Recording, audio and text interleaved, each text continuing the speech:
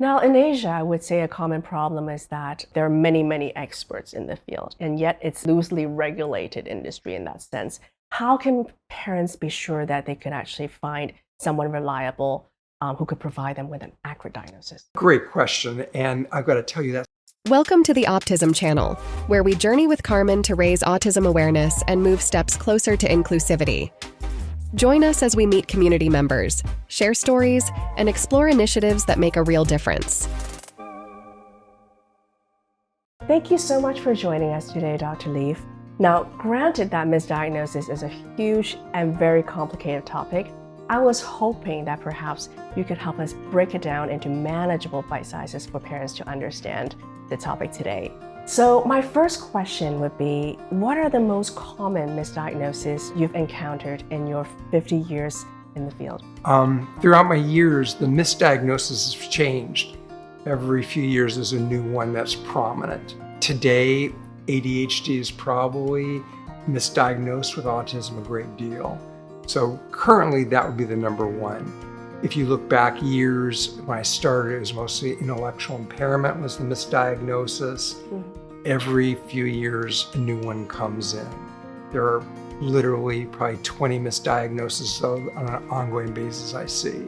What are the factors that contribute to these misdiagnoses? I think the biggest factor is that professionals, diagnosticians, pediatricians, neurologists aren't really well trained in diagnosis, and they don't understand the criteria for the different diagnoses.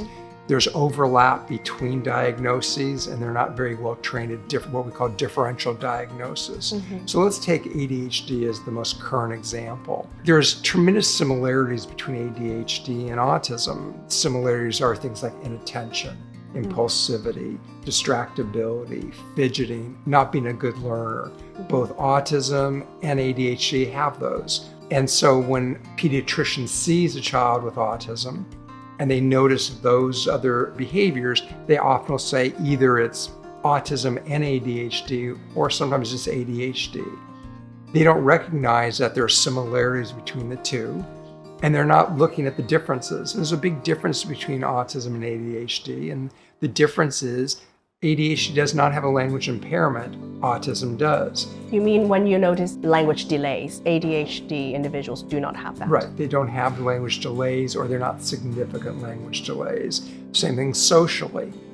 Children with ADHD don't usually have social deficits. They may not have many friends because all the behaviors, but rarely is there a social deficit.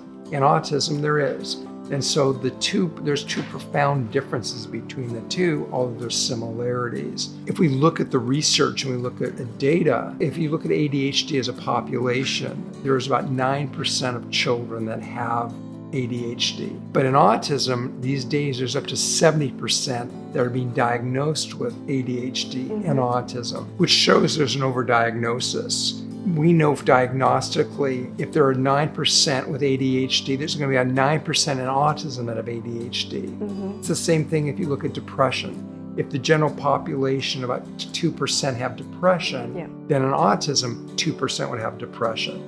So when you see a big disparity like 9% versus 70%, you know it's a misdiagnosis. And I suppose if there is a misdiagnosis and physicians start treating a child with ASD as though he has ADHD, then medication would not work, right? Medication, it's overly prescribed, first of all.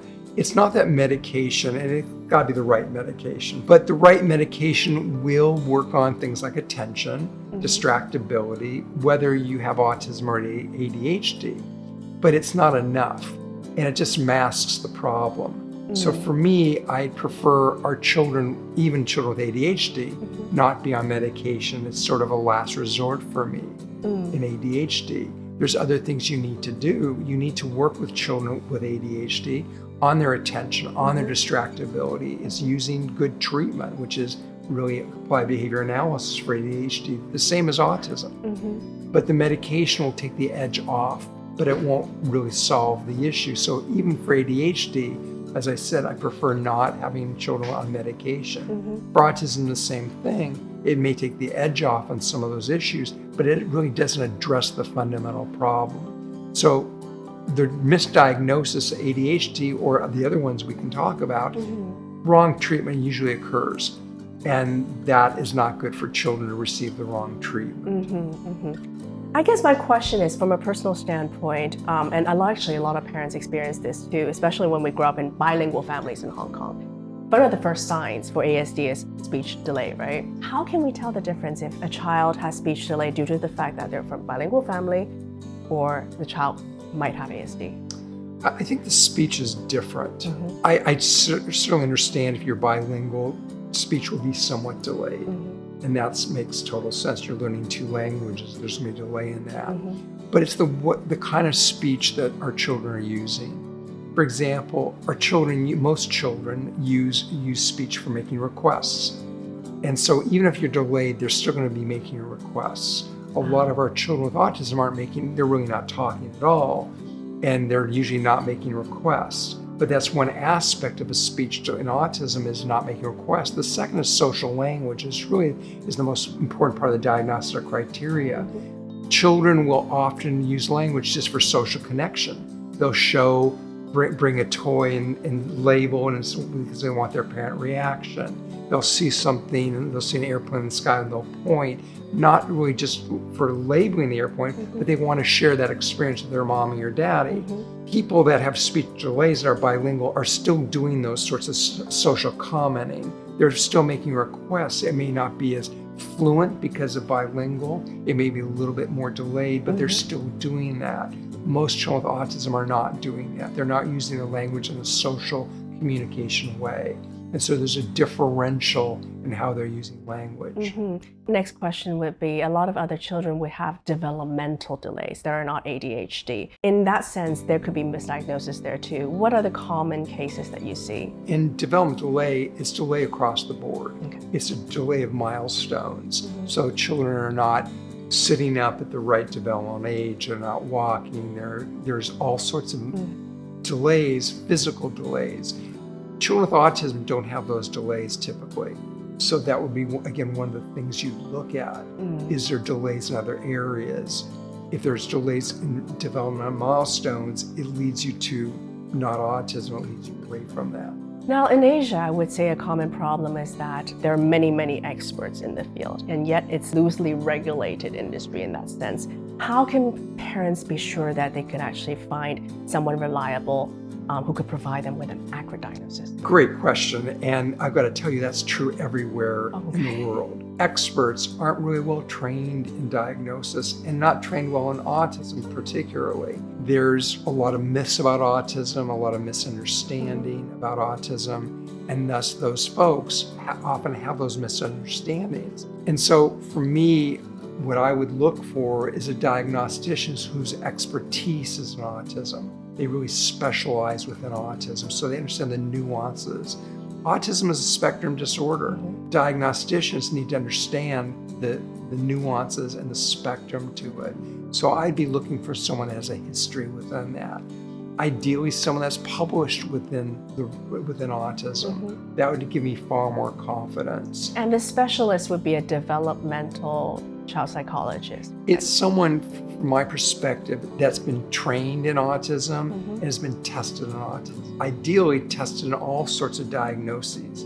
I'm a licensed psychologist in the United States, and part of my getting my license was I had to show when I was tested that I could make a differential diagnosis. I could look at a child with ADHD and know what that was versus autism. I was trained in that. Or depression versus anxiety disorder. Right. I was, as a licensed psychologist, I have to be trained in all diagnoses, not just developmental disabilities. I'd be looking for someone like that. Unfortunately, at least in the United States, most of the people that are making diagnoses are pediatricians who are not trained whatsoever in it. They may have some experience, but they're not trained and they don't understand the diagnosis or the differential diagnosis. I'll give you an example of encountering last week a misdiagnosis. I saw a child in the United States who's went for a diagnosis at Stanford University. Right. It's one of the most prominent universities in the United States and probably the world. One of the leading experts in diagnosis was there. They saw this girl, and the parents went there because they were seeking a diagnosis and thought it was autism. And this leading expert ruled out autism because she had social interest. Not understanding that children can be on the spectrum that have social interest. It's whether they have the social abilities to connect, which she does not have. This leading diagnostician ruled out autism because of that. They went and sought another diagnosis from another prominent place, and they ruled out autism because she had eye contact, and said because she has eye contact, she doesn't have autism. Well, that's not true whatsoever. You can have eye contact and have autism. Those two diagnosticians mean very well. They're just not well enough trained within the diagnosis to make a firm diagnosis. So I suppose from a parent standpoint, the first red flag we see would be the lack of speech. The advice would be to seek out someone who actually has expert knowledge in ASD diagnosis and to take it from there. There's two things. I think that's probably the most prominent when I ask parents all the time, when I say to them, okay, what was your first concern? Yes. It's usually about language, the delay of language. But sometimes it's not that, it's also a lack of social connection. So that they didn't attach to their mom or their dad or their sibling. And so that's another thing you look at, what the social connections are. Language is probably the most prominent that you see, but social is there too. We have a lot of parents who actually tell us, my child was first diagnosed with ASD. 5 years down the road, 10 years down the road, we had him assessed. And now he has ADHD. Well, I suppose it's actually a question that we could ask you. Why does this happen? Is it a result of a misdiagnosis initially, or can conditions evolve with time? I think conditions can evolve in time, but not often. I think it's usually a misdiagnosis, and I think sometimes the behaviors become more prominent over time. It may be that you've got a child that's not paying really good attention, but you're looking at other things, then the inattention becomes more of a prominent issue. It's probably not ADHD at the end of the day anyway, but I don't see a lot of evolving conditions, with an exception that I see depression, anxiety as an evolving condition that occurs. And I think that's because as someone gets older, a child with autism gets older, and if they don't have good social connections, good friendships, then oftentimes depression may set in. I see that can be an evolving condition. I've seen that. In the same way, anxiety disorder can be an evolving condition. If there's one piece of advice you want to give for parents who are struggling on this ASD journey, what would that be? It's probably not diagnosis per se, it's all the misinformation. You can go on the internet and type in autism. You will find just an abundance of misinformation, not only about diagnosis, about treatment, about cause, about why there's increases in autism. The majority of information you're going to read is just not factually correct. And it's not according to my opinion, it's research. I mean, at the end of the day, I'm a researcher. I'm not only a clinician, but a researcher too. And I rely on research and what has been really shown to be true and not true. If you look at treatments, there's hundreds of treatments you can seek. But what has research, solid research? No different than the medical community. If you seek a treatment for a medical disorder, does it have research? Is the medication been shown to be effective? I think we need to be careful consumers in everything we do. I think when it comes to autism, you have to be a careful consumer.